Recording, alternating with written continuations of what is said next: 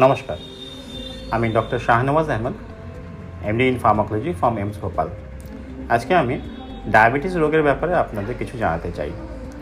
ডায়াবেটিসের ব্যাপারে আমরা সবাই জানি কি বছরে বছরে আমরা সবাই একবার করে সুগার চেক করে দেখে নিই কি সুগার বেশি আছে কিনা। সুগার যদি বেশি থাকে ওই রোগটাকে সরল ভাষায় যদি বলি তাই ডায়াবেটিস বলা হয়।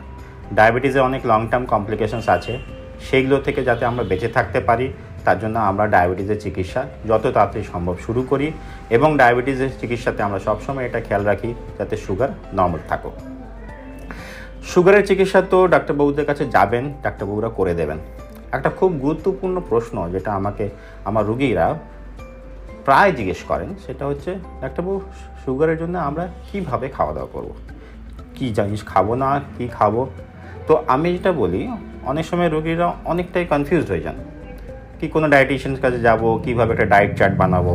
একটা ডায়েট চার্ট বানিয়ে নিয়ে তারপরে ভাবেন কি ঠিক আছে ডায়েট চার্টটা পালন কী করে করা হবে। অনেক সময় যেই জিনিসটা ডায়েট চার্টে বলা হয়েছে সেটা হয়তো অ্যাভেলেবল নেই, বা ধরুন সেই ডায়েটটা মেনটেন করতে গিয়ে আপনাকে এতভাবে কষ্ট করতে হচ্ছে, এই জিনিস কিনতে হচ্ছে ওই জিনিস কিনতে হচ্ছে, সেটা আর হয়ে উঠছে না।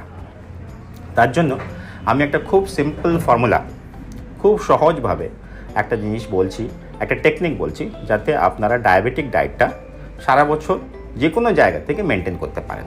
এটা আমি একটা ছবি এঁকে আপনাদের বোঝাচ্ছি। ধরুন এটা আপনার খাবারের থালা। আপনার খাবারের থালায় যেই খাবারই থাকবে সেই খাবারটাকে আপনি 4 ভাগে ভাগ করবেন। 4 ভাগের 1 ভাগ, দ্যাট মিনস 25% খাবার সবজি হবে।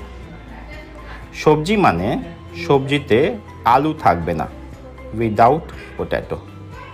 যত রকমের সবজি আপনি বাজারে গিয়ে চোখের সামনে দেখতে পাচ্ছেন, সে সবুজ সবজি হোক, হলুদ সবজি হোক বা নানা রকমের সবজি হোক, সব রকমের সবজি আপনি খেতে পারবেন, কিন্তু তাতে আলু থাকবে না। 25% মানে 4 ভাগের 1 ভাগ আপনার খাবারে সালাদ থাকবে। সালাদ বলতে চাইছি শসা, গাজর, মূলো, বিট ইত্যাদি। তাহলে আপনি দেখুন আপনার যে খাওয়ার থালাটি আছে তার 50% মানে 25% আর 25%, এই 50% কিন্তু শাক সবজি সালাদ দিয়ে ভর্তি হয়ে গেল। বাকি 50%টা আপনি এইভাবে ডিস্ট্রিবিউট করবেন। 4 ভাগে 1 ভাগ মানে 25% প্রোটিন জাতীয় কিছু খাবার হবে। এই প্রোটিন জাতীয় খাবারের মধ্যে ডাল, ডিম, মাছ বা অকেজনালি মাংস থাকতে পারে। মাংসটা কম রাখার জন্য বলছি এই কারণে, বিকজ মাংসের যে ঝোলটা হয় তাতে অনেকটাই বেশি ফ্যাট থাকে যেটা আপনার কোলেস্ট্রল বাড়িয়ে দিতে পারে। অবশেষে যেই 25%টা বাঁচলো, দ্যাট ইজ 4 ভাগের 1 ভাগ, সেটা হবে কার্বোহাইড্রেট। কার্বোহাইড্রেট মানে আপনারা বুঝতে পাচ্ছেন, আমাদের দেশে আমরা রাইস বা রুটি মানে ভাত বা রুটি যেটা আমরা খাই।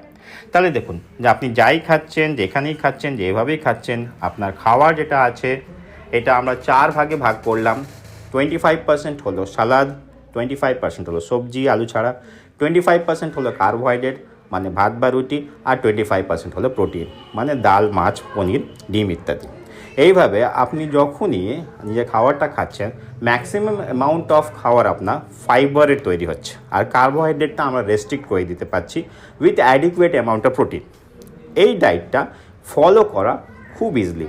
আপনি ধরুন বাইরে কোনো জায়গায় গেছেন, ওইখানে আপনি নিজের মতন করে রান্না করতে পারলেন না, কিন্তু এই ফর্মুলায় যদি খান তাহলে কিন্তু ডায়াবেটিক ডায়েট আপনি সব জায়গায় সব সময় মেনটেন করতে পারবেন। Thank you.